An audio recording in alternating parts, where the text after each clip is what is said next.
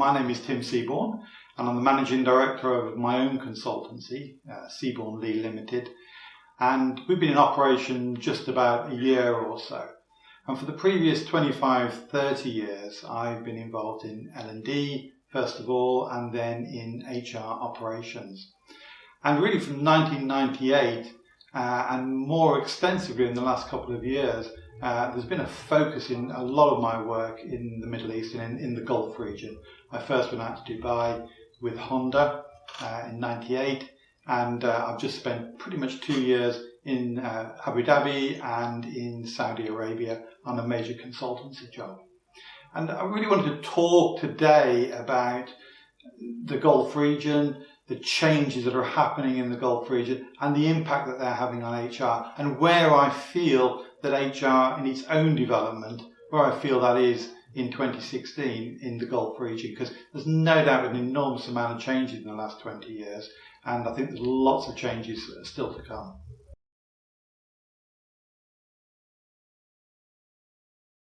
I think one of the major strengths is that there is a commitment in the Gulf region, both in Saudi and the UAE, which I'm fairly familiar with, in developing human capital.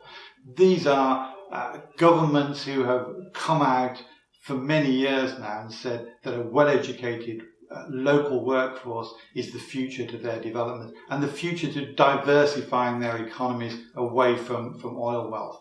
Most of the focus early on in that development was on education. First of all, on school education, which is now pretty high standards, certainly in the UAE, and then more recently on further education.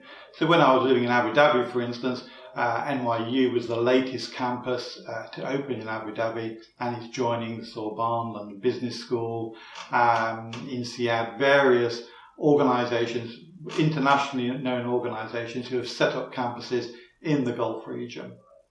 So that's the development. The first start of the development was in schools, then it's in higher education, and I think that has got to continue into the workplace. And we'll talk a little bit about learning and development later on, but I think that is due, if you like, for the next overhaul as such. So there is a commitment from the country, there's a commitment from the government, and what you're then getting are these well-educated workforce, and we have that, and certainly they're young. If you look at the population statistics, I think 70%, so 70% of the population of Saudi Arabia is under the age of 30. So they're very young, they're very well educated, and that actually does help getting qualifications in HR, and so CIPD and the American equivalent to CIPD are very, very popular. So you've got well-educated workforce, and they're very enthusiastic as well. Motivation's an interesting one. Again, in UAE in particular, there's a lot of motivation towards developing the country. It's not all about developing themselves. They're a very young country, 44 years old. It's interesting working in a country that's actually younger than myself. I've never had that experience before. And these people know that their country is changing, know that their country still has a lot of development to bring it up to the standard of the West, and they see that as part of their responsibility. So they educate themselves, and that there is a thirst for lifelong learning. They know that it's not just when they leave university that is the end of their development. Staying with the theme of youth, which is great. In some ways, it's one of the great challenges, one of the opportunities, but there is not a great deal of experience in HR. And so a lot of young people who are well educated can come across as a little bit theoretical.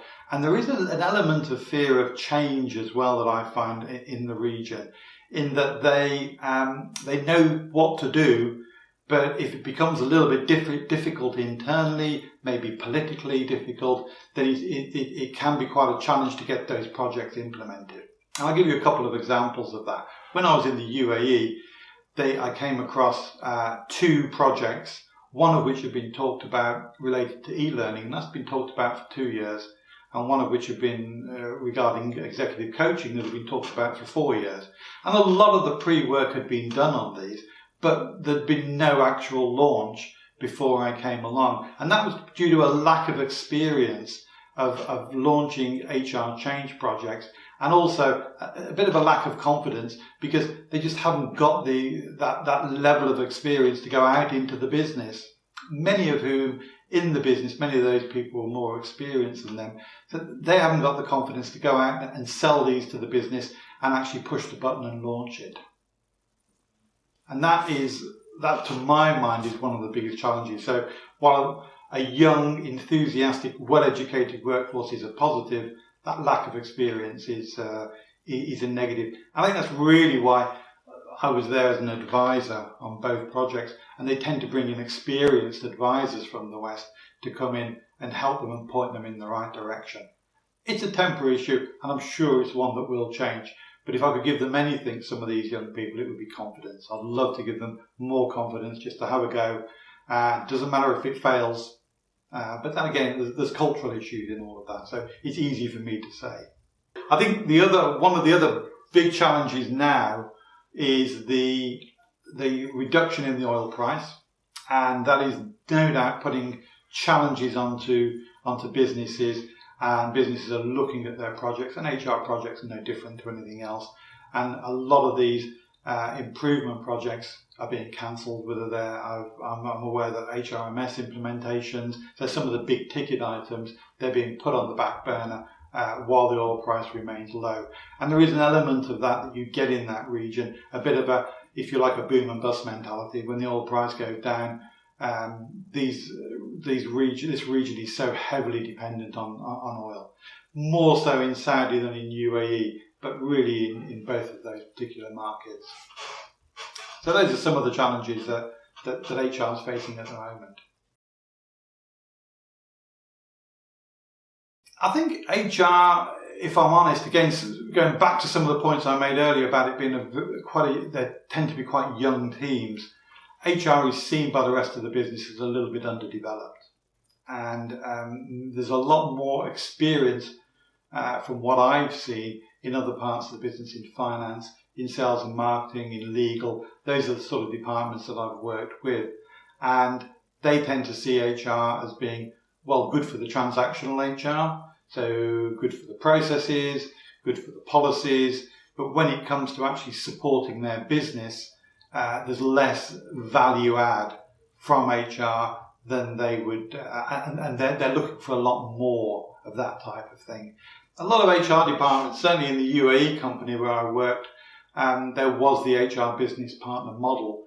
Most of those business partners were expats, and I only met one or two of the local Emirati business partners. And to be honest with you, most of that structure is very, very new in most companies in the UAE.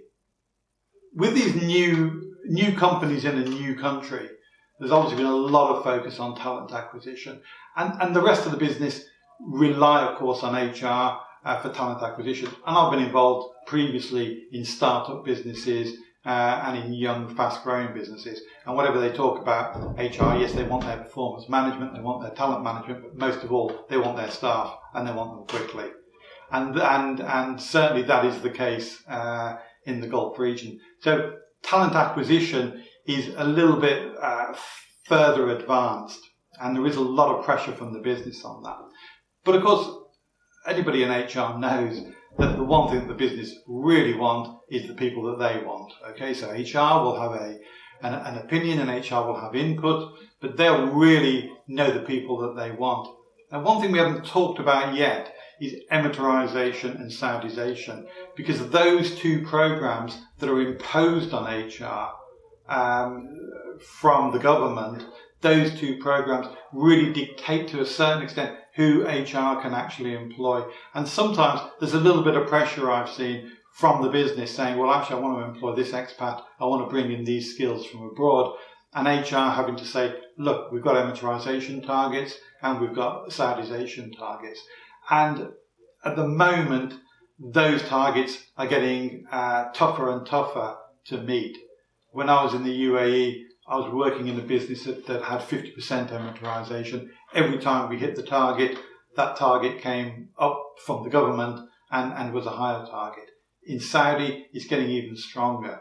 In Saudization, I know very recently the Ministry of Labour in Saudi have said that 100% of all employees in the cell phone business, in the private companies and cell phone business, have to be Saudis, and they've given the private companies 6 months to implement that. So that has to be implemented, I think, by the 2nd of September this year.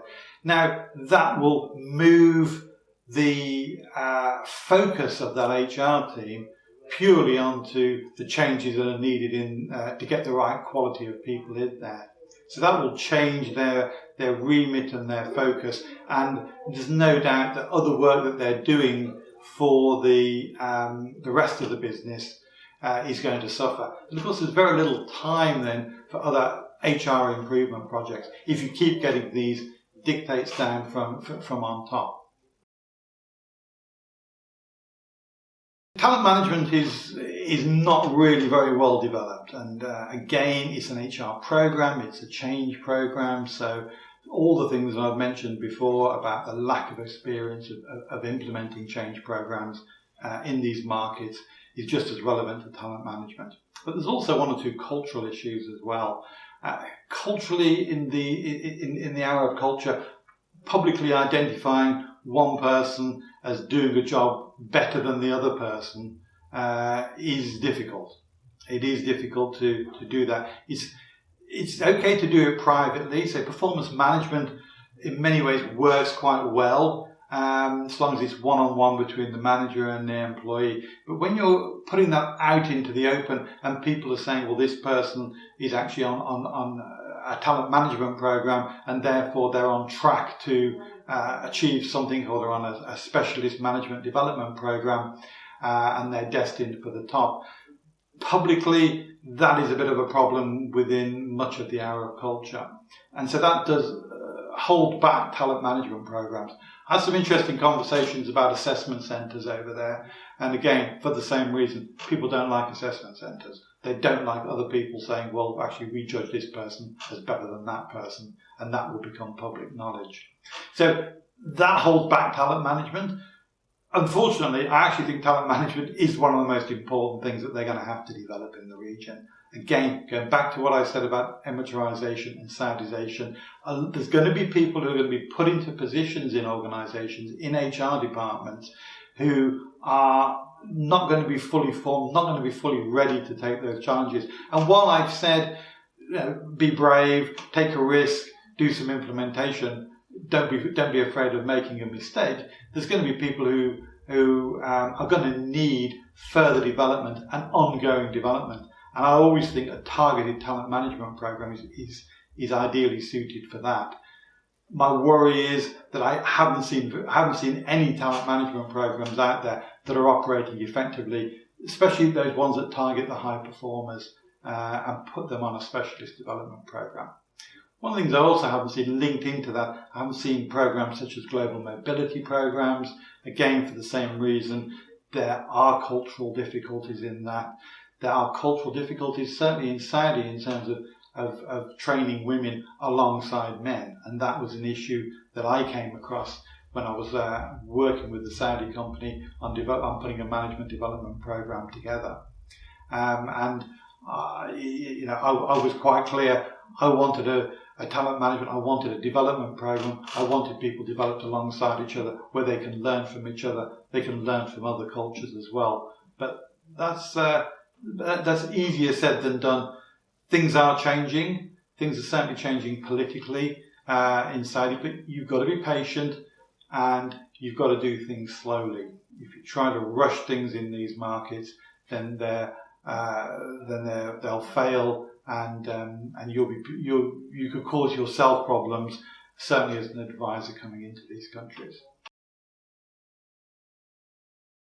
Learning and development is probably one of the most advanced of the functions. I mean, training and development has been in the region. As I mentioned at the beginning, I first went across to Dubai in 1998 with Honda. They just set up their technical training centre, and I took the European style, the European model of training out to Dubai and delivered courses. And again, there was a I mentioned before, there was that thirst for learning, that desire to pick up new skills and new ideas. And I think that is part of the Arab culture. And I think that really does help. So training and development has been developed in there. You can get courses. There are all the traditional courses as well as the executive education that we talked about earlier through the business schools, right the way down through the traditional courses. One thing I would say though, while it's well developed, it's not really moving along to what I would call blended learning. So there is e-learning out there and there are e-learning providers out there, but areas such as coaching and mentoring and formal mentoring, programs such as that, experiential learning, business challenges, business simulations, that's very, very new. But it's a challenge that L&D really have to meet in those markets. I see people walking, remember, going back to what I said about this being a very young population, these are people in their 20s. They're highly educated. They're amongst the highest users of mobile technology.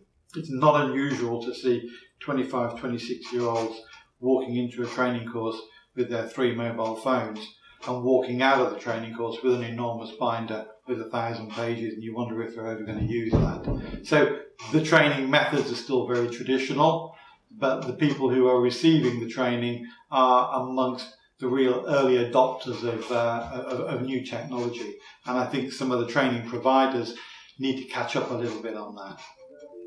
Okay, brilliant. So finally, I'd like to ask you, Tim, could you introduce yourself and a bit about the subject? Yeah, sure.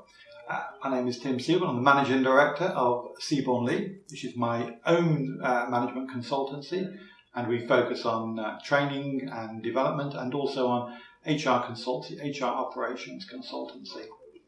And I've been doing this for about the last year, and prior to that I was, for 8 years, I was head of HR operations for Liberty Global in Amsterdam, and looking after supporting more than 1,000 plus international employees from 53 different nationalities in a very high growth business. Prior to that, it was L&D, mainly in the automotive field. So I've worked across different fields, but always in that L&D and HR area.